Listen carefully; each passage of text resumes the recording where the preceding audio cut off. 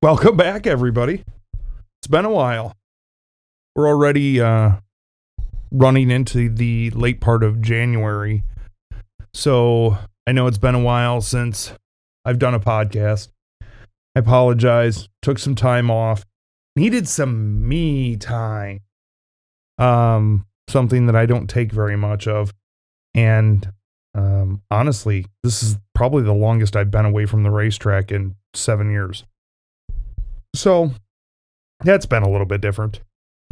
But that's not what we're going to talk about today, though I am glad that you guys are all back tuning in. I want to talk about money. And I want to talk about knowing your worth. Because it seems that there are those out there, I mean, mostly end consumers, not creators, but there are creators out there too, that don't know their worth. Saw an interesting post on Facebook. It's from Hot Rod Magazine, I think. They were asking a very generalized question. What do you think what do you think a car show paint job is worth?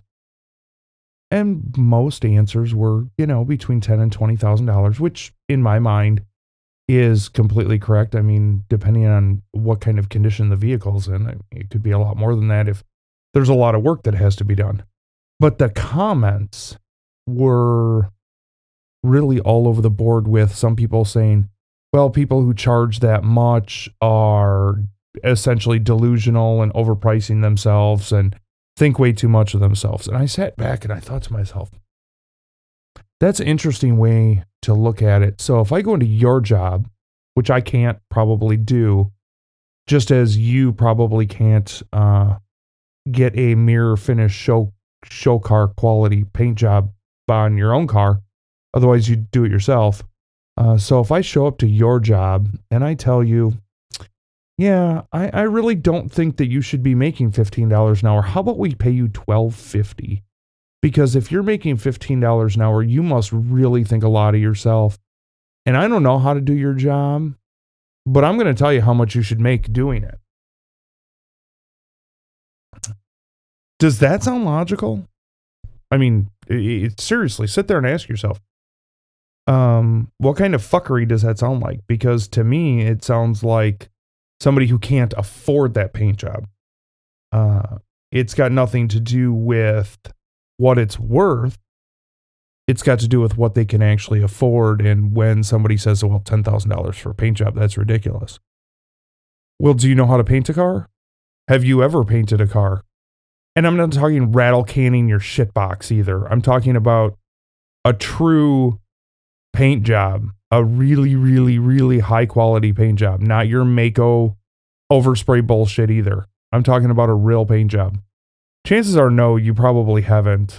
So for you to tell the painter or the body shop guy or the mechanic or the chassis builder or your tuner or the photographer or the videographer, any of these people, how much they should be making, and if they charge more than what you think is acceptable, then it's a problem. That to me is fucking asinine. And I don't know why it is that your ego allows that, or what your problem is. I'm assuming it's just because you can't afford it, so you're pissed off about it. With that said, I translated that into my side of the industry, which is content creation. And it got me to thinking about how many people over the last 7 years have told me, that's too expensive. Why would I pay that? Why is it that expensive? I'm not going to do a whole tour of all the things that I, do or own to have my job. I'm not going to talk about the, couple $1,000s in just lighting and audio equipment and things like that I have to do this podcast, or the thousands upon thousands of dollars in camera gear that I carry around in a camera bag to every single event that I go to. What I will tell you is you, the end consumer, most of the time, because a lot of photographers don't buy from other photographers. But what I will tell you is if you don't see the value in it and understand why we are charging what we are charging, take your fucking ass out there and do it yourself. There's a reason that we have the access that we have, especially at these events or wherever it may be. And there's a reason that we charge the amount that we do because of the time and effort. You don't just hit a button and boom, magically an amazing piece of content has happened, whether you're a photographer or videographer. The hours and days that go into editing content after it has been captured. So you add to that for some people, this is their full-time job, including myself. The amount of time that we spend capturing images almost pales in comparison sometimes to the amount of time that we have to spend editing said images, uploading images. And then if you want to buy the image, then we typically, because you don't upload huge files onto social media or websites because, well, the files are just too damn big.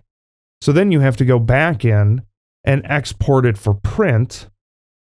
And once you do that, so there's another step, then you either are printing it yourself, which means you've invested in printers, paper, ink, all of that, or you send it off to a lab and then typically have the lab send it directly to the end consumer.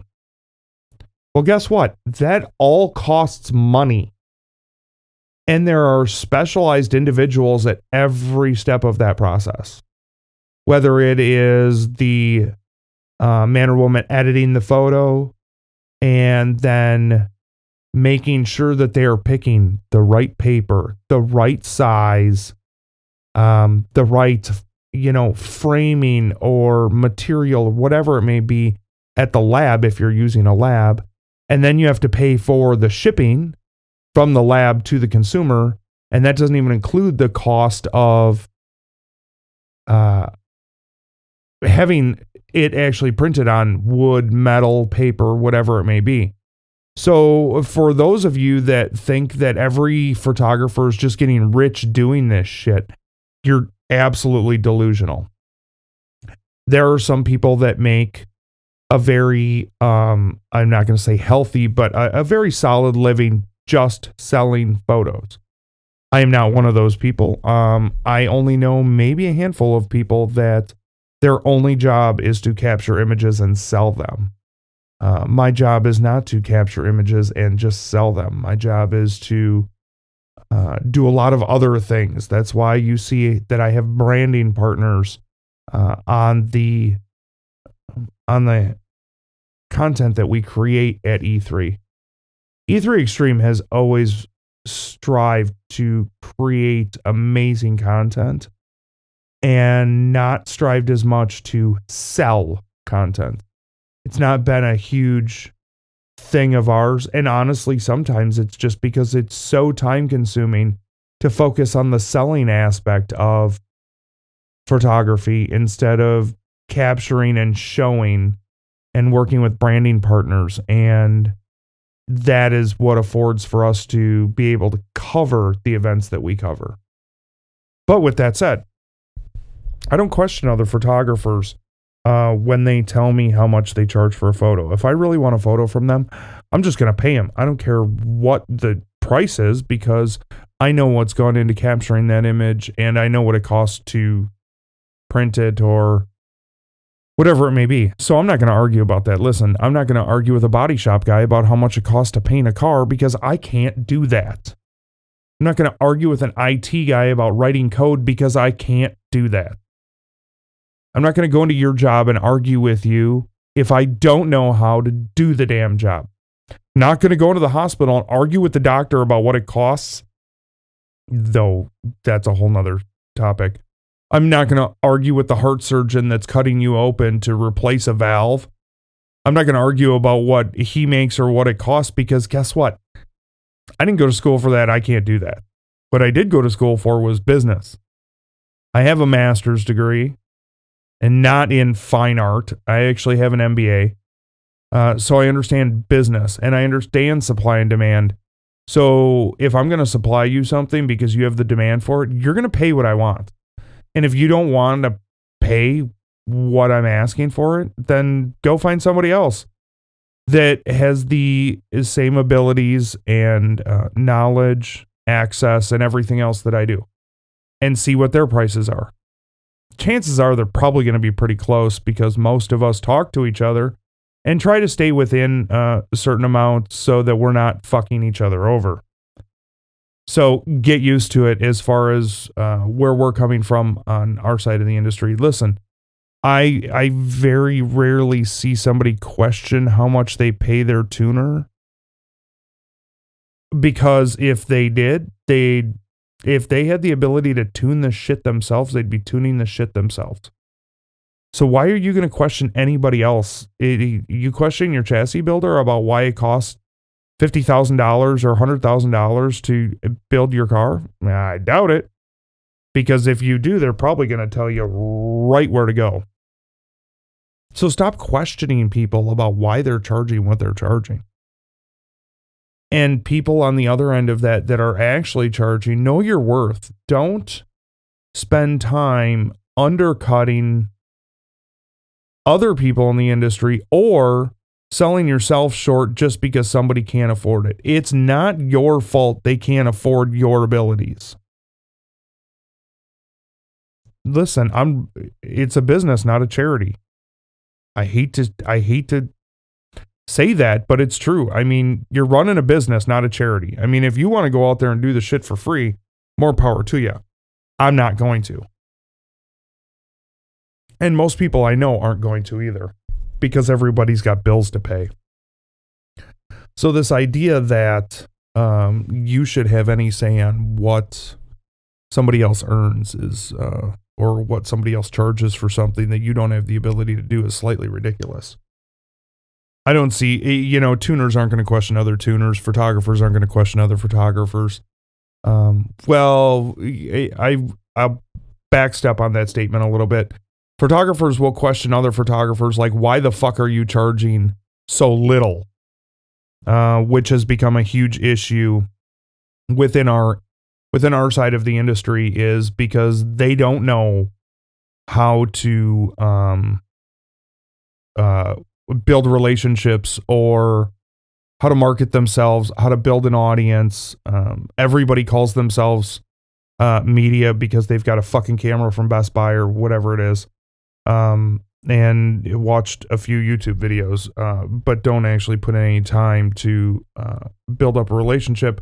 And then what they do is they go and undercut all the other photographers so that they can have their branding partner, which they didn't even know what the fuck a branding partner was 12 months ago, when they went to Best Buy to pick up their camera. So you will have people within our industry that want to undercut each other, and, good luck with that. You'll burn bridges and you'll lose respect, and really all you're doing is devaluing yourself and pissing off everybody in the process. So I'm not quite sure why people do that. I think some of it's got to do with the fact that they just don't know their worth. And they don't know how to properly determine that worth, because they don't spend any time figuring it out. That's another issue. Everybody wants something and wants it and wants it and wants it, but nobody wants to actually figure out how the fuck to get there. So that was something that had been on my mind today, in regards to telling somebody that essentially they think too much of themselves if they're charging a certain amount. And this coming from the person who probably has absolutely no idea how to do their job.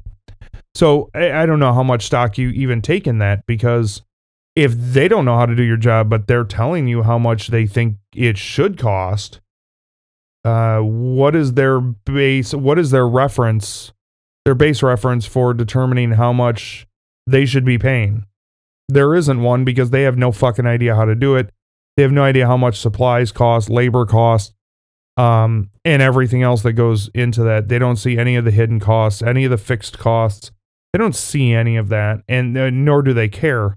All they care about is how much is it going to cost them. They don't see everything else involved. And then you've got people who just, they don't even know how to price shit, because they don't learn. They just go out there and try to collect a quick buck, and that's frustrating too. But that is what it is. So that is my little rant for the foreseeable. I mean, you guys always know that I'm going to rant about something. But we are less than a week away from the opening race of the season. So I am absolutely thrilled about that. Going to try to bring you guys a ton of content this year on the website, on the YouTube channel, on all the social media platforms. That includes TikTok and Instagram and Facebook. If you guys are not following E3 Extreme and on social media, Facebook, Instagram, TikTok, it's E3 Extreme across all of those platforms. E3extreme.com. So you can find all of this stuff. The YouTube channel, I'm not even going to lie, I think it's E3 Extreme, but YouTube is so screwed up sometimes that I honestly don't remember, and I've got to get better about that. I apologize. But you guys will find it anyways, because our audience is just absolutely great. I love all of you guys. So yeah, that's my little money rant for now. I hope that that clears some shit up. Moving on from that, what else has been going on? Like I said, we kick off the season next week at Bradenton, U.S. Street Nationals. 60 pro mods already registered for that event. And that doesn't even include all the radio classes that they'll have.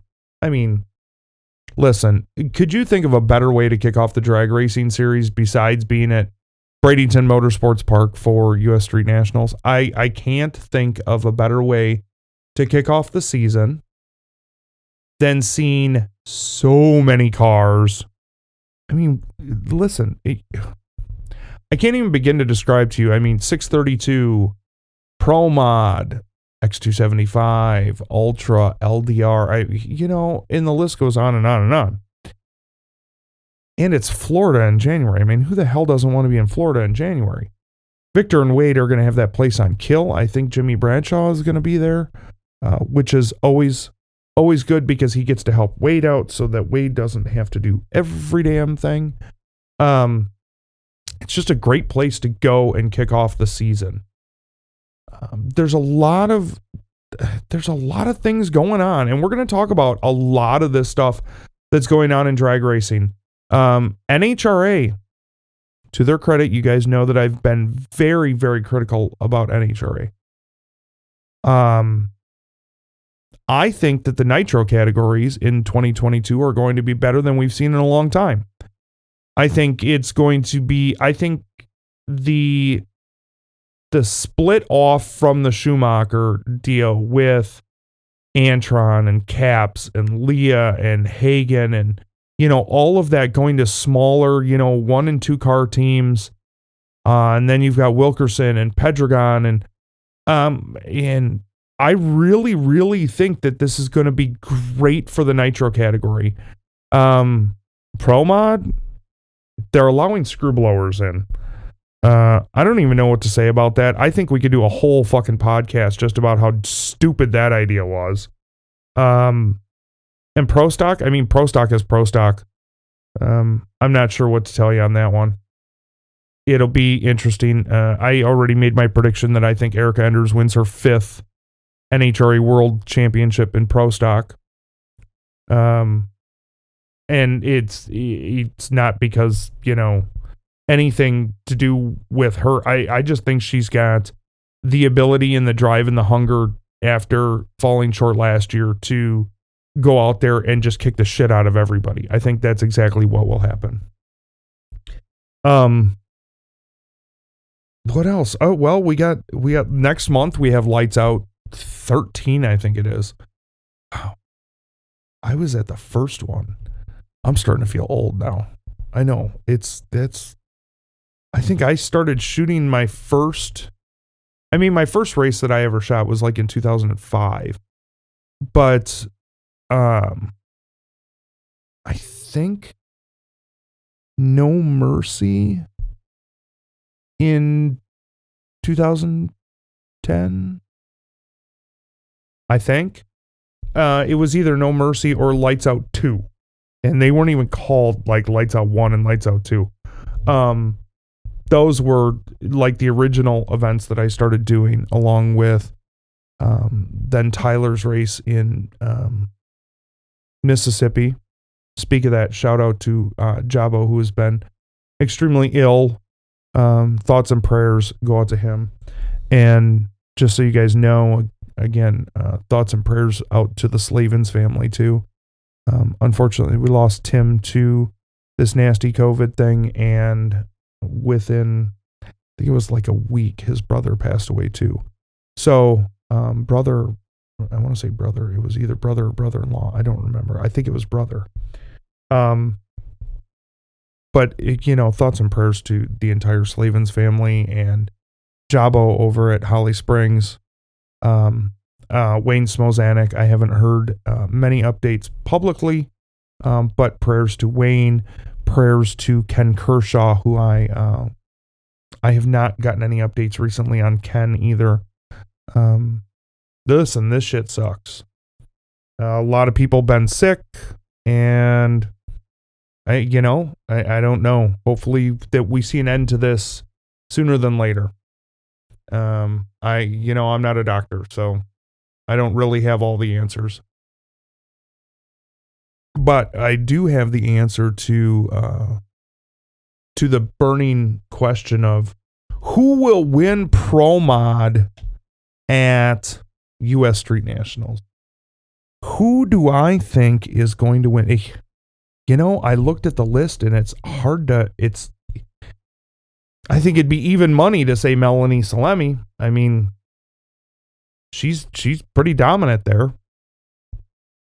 I think Paulo Just is going to have a hell of a chance now that, he's back in the seat and got some seat time in December, and we'll be back out there. I mean, you got Totoro, you got Scott Palmer. There's 60 damn cars there. How do you even, how are you going to pick one? I mean, you could throw a dart at a board and get back to me after we actually have like a 32 car qualified field, and I'll give you a pick. I mean, you got Stevie Jackson's coming, and I think Marcus Burt, and I mean, you're talking about some of the best in the world to do this are going to be on the property. So yeah, I can't give you a singular answer right now. Maybe after I see a 32 car field, but again, that's going to be like any one of those 32 cars. If we're talking about 60 cars that enter and make qualifying passes, and they take 32 of those top 60, that is going to be a mighty close field, and it's almost a pick 'em across the board from 1 to 32. I mean, just to get into that field is going to be extraordinarily difficult. Excuse me. So, I am looking forward to that. I'm looking forward to getting my shit together and bringing you guys more good content. Like I said, I know it's been a while. I apologize for that. I'm going to try my best to start bringing you guys content on a regular basis. It's not always going to be on YouTube. Sometimes it's just going to be in audio. Again, with the audio, you can get it at all your major podcast locations, whether that's Google or the Apple Store or Odyssey, Amazon Music. I mean, the list goes on and on and on. Scorched is on those. And I promise you that I am going to be doing better about bringing you guys more interviews. I will be taking my gear with me. to get interviews at US Street Nats. I don't know if we will do video of that or if it will just be audio. I would love to do both, but again, that's a lot of setup, and I'm kind of a one-man crew, so unless I can find somebody who just wants to run a video camera or something just to film it, I don't know how much of those interviews will be filmed. Though, now that I'm thinking about that, there is going to be somebody on the property that could do that. So we may do the video thing. I will let you know. And obviously, you'll see it. But make sure to turn on notifications. Make sure you're following the Scorched podcast. I cannot stress that enough because I am going to start dropping a lot more content. I've got to go back up to Ricky Smith's shop sooner than later. As you guys know, Ricky was the first interview we did on Scorched. Ricky will be on again this year. If you didn't see the photos on social media that Ricky sent me, he is going to be back in a Ford this season, which he has said may or may not be his final season in NHRA Pro Mod. You never know with Ricky. So we are definitely going to sit down and try to pry that answer out of him at some point this year. And E3 Extreme will have the exclusive on whenever Ricky decides that he's wants to hang up what is arguably one of the best door car careers, period. It's hard to argue against everything that Ricky has done. So with that in mind, I'm going to check out for now and keep watching. I appreciate if you're on YouTube. If you like it, click subscribe. If you don't, no hard feelings. I'm just going to keep doing it anyways. You guys take care until next time. You've been listening to Scorched. Raw, real, and unfiltered. Join us next time when Damon scorches it all again. To find previous episodes, news, commentary, and event coverage, head to E3 Extreme. There is no one better.